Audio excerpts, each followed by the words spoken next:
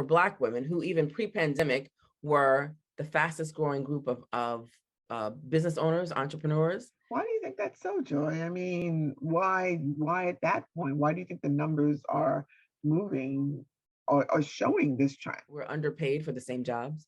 We we find that we don't have the work-life balance that we want. We don't have the opportunity for daycare as much. So and those general frustrations, I think, that have helped people, the people I'm talking about right now, Black women, have made those decisions to take their intelligence and their experience and start their own businesses. Welcome to The Road to Soul Joy Wellness, where a coach and a therapist explore the journey to living your best life on purpose. Here are Joy Williams and Nadine Husner, your host. Hello, good people. Welcome to yet another episode of The Road to Soul Joy Wellness. Hello, new day, new start.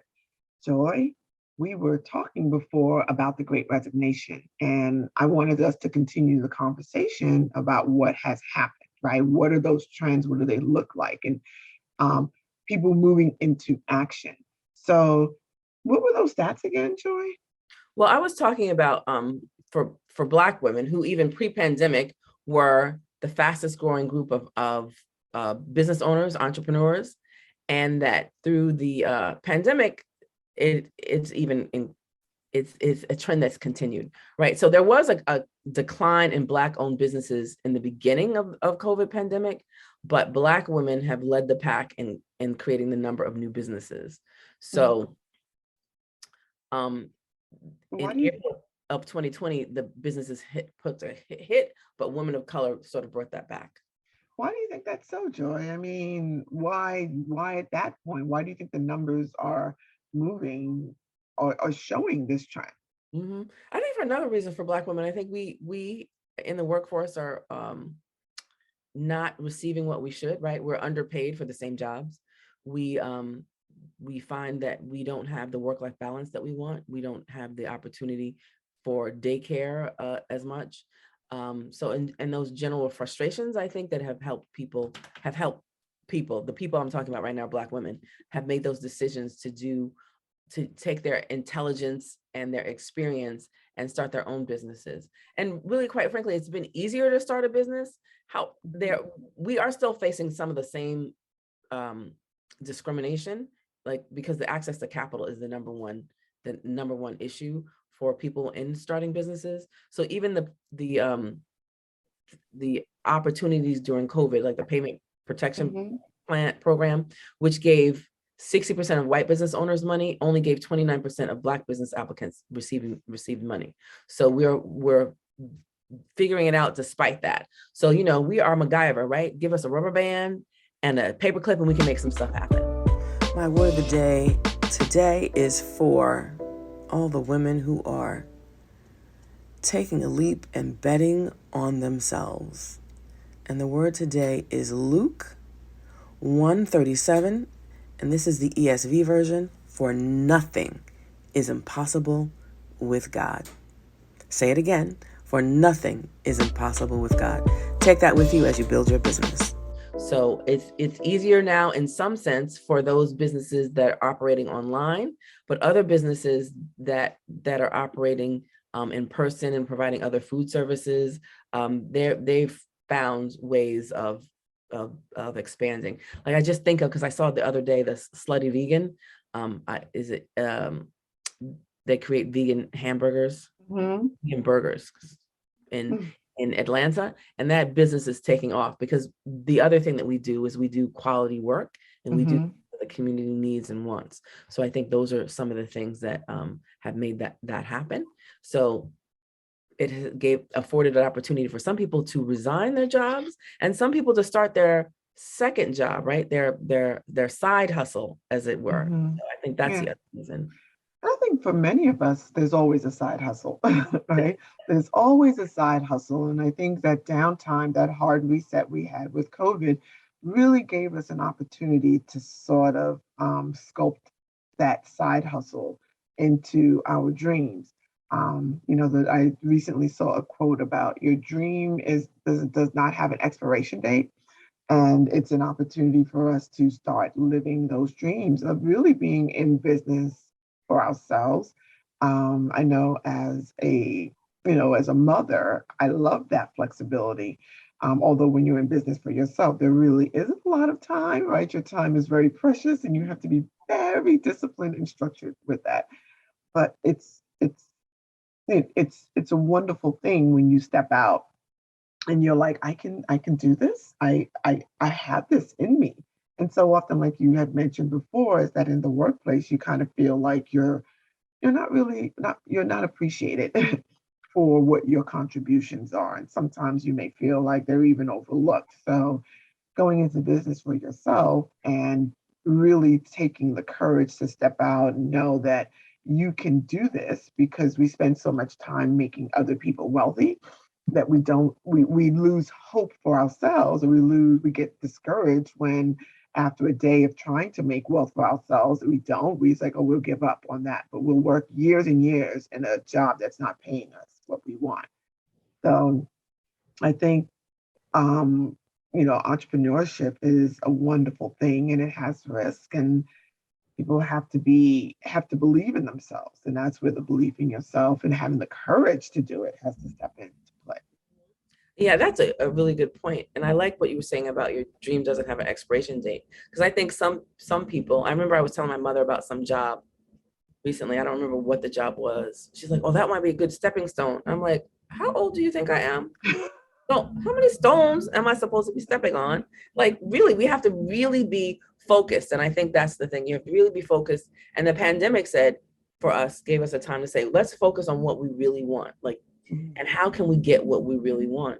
And for some people, even though all of those challenges of having resources during the pandemic, there was a heightened sense of the disparities, because really, when we look at COVID, it showed that Black people are suffering from this, from systemic racism. So people Mhm. are really looking at that. So there were some other opportunities for people. Like some people shared the stage. I know a friend of mine who started a business in doing some Marie Kondo. She Sweet Digs is the name of her business. They shared the stage with other people who are organizers.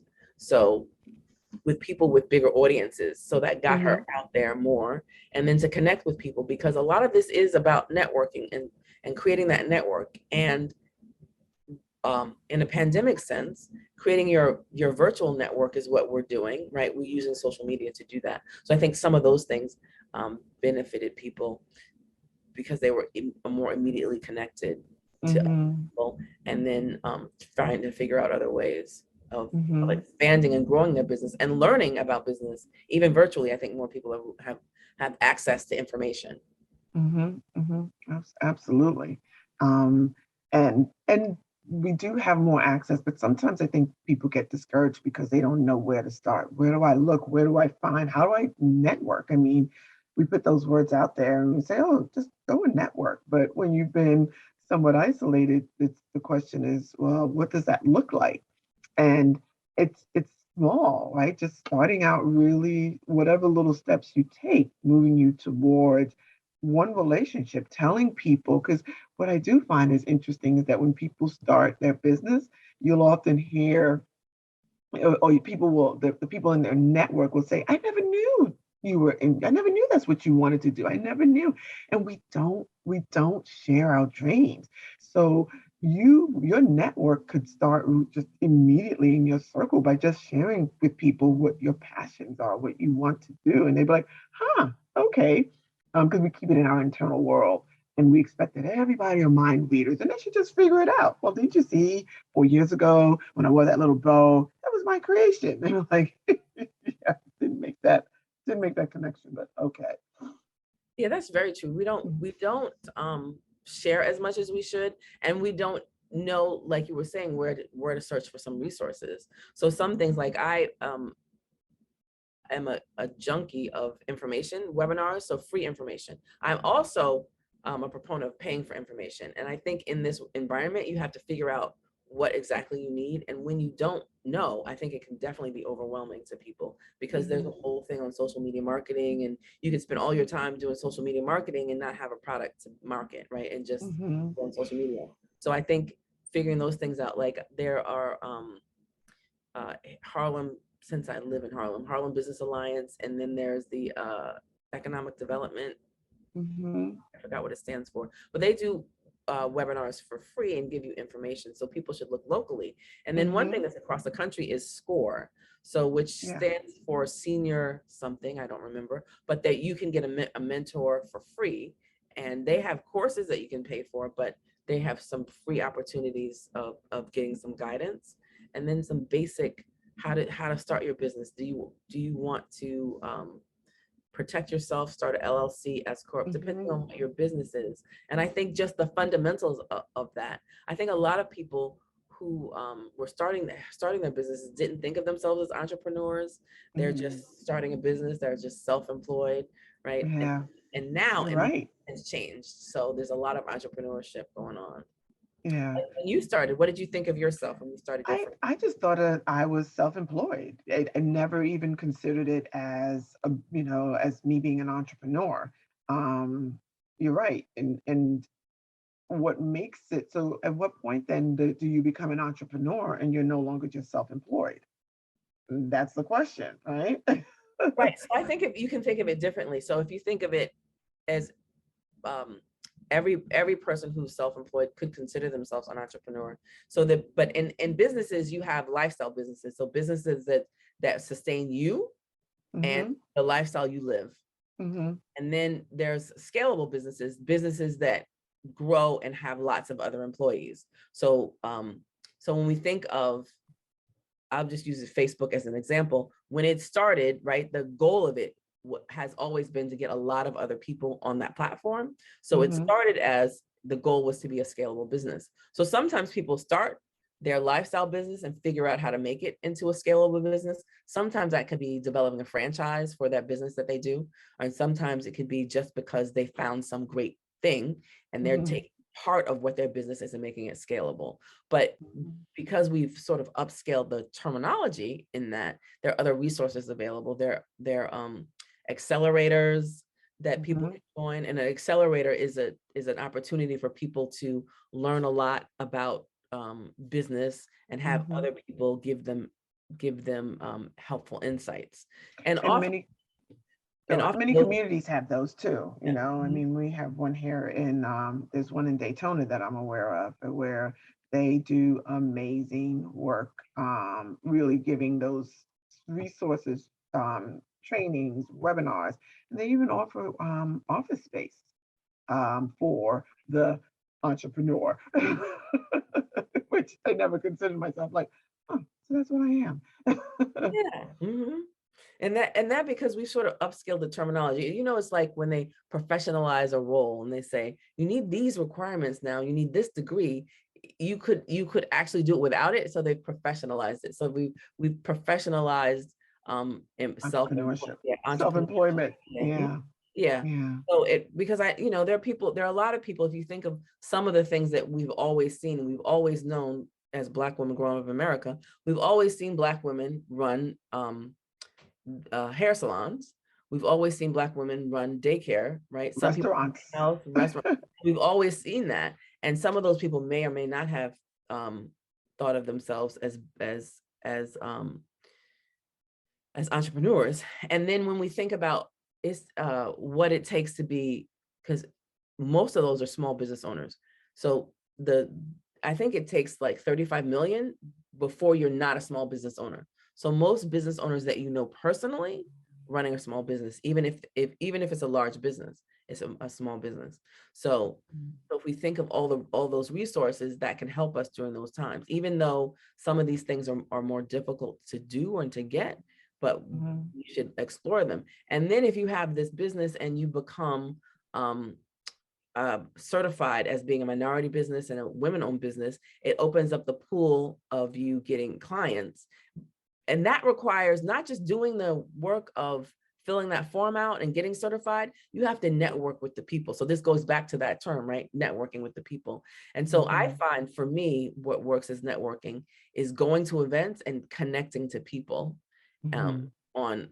some, I'm not passing out my card across the room doesn't always work for me. Um, Mhm. because I'm an extrovert introvert. Sometimes I don't feel like talking to people. I'm definitely an introvert. Sometimes I don't feel like talking. I'm like, okay. But if someone starts a conversation, and I realized I was going to the gym the other day and I realized, yeah, I am really not an extrovert. Like all these people are talking to each other. I'm like, I don't know these people. I don't feel like talking to them. So, but if you're extrovert, you're just like, hey, so when I feel comfortable enough, I will do that. So in those environments where you have the opportunity to connect with someone, that's what you can do. But what I've been doing now, because I go to a lot of virtual events, so find virtual events on LinkedIn, Facebook, even through YouTube, because once you start looking at something, it comes up into your feed. So that's a recommendation. If you're trying to start a business and you have nowhere where to go, start looking at things on LinkedIn, start searching for things on YouTube, on Google, and then other things will be drawn to you because they know that that's what you're searching for because they are tracking you. It's happening, get over it. Yeah. So when I go to these virtual events, when they share their LinkedIn information, I connect with people through LinkedIn and then I type in, met you at this thing. And then sometimes I follow up and have a communication with people. I'm like, oh, this person would be a great resource. Because people are often more helpful than you would know, but you have to reach out to them. And I've recently made some partnerships with people through, just reaching out to people because I was at an event. I belong to a group. I belong to several groups, but one of the group is a list of a group of faith leaders that are focused on health. And the presenter was fabulous. And I reached out to the presenter after and like, can you do something with this event that I'm having that we're talking about the same topic? And they're open to that. So I think that if we think about partnering, especially when you start off, how can you complement someone else if you're having similar mission, right? And then I think sometimes people have this competitive space where they don't want to work with people who are doing the same thing. But maybe that works for you, but sometimes maybe you'll do the same. So I host events that are health and wellness, and I'm working on building a platform in health and wellness.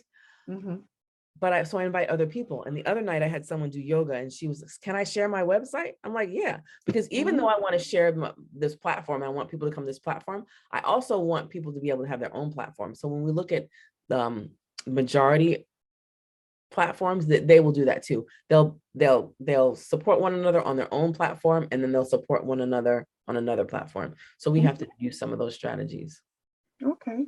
So, in moving in the direction of action, Joy, one of the, I guess, for the listeners, what's the first step? Share your dream.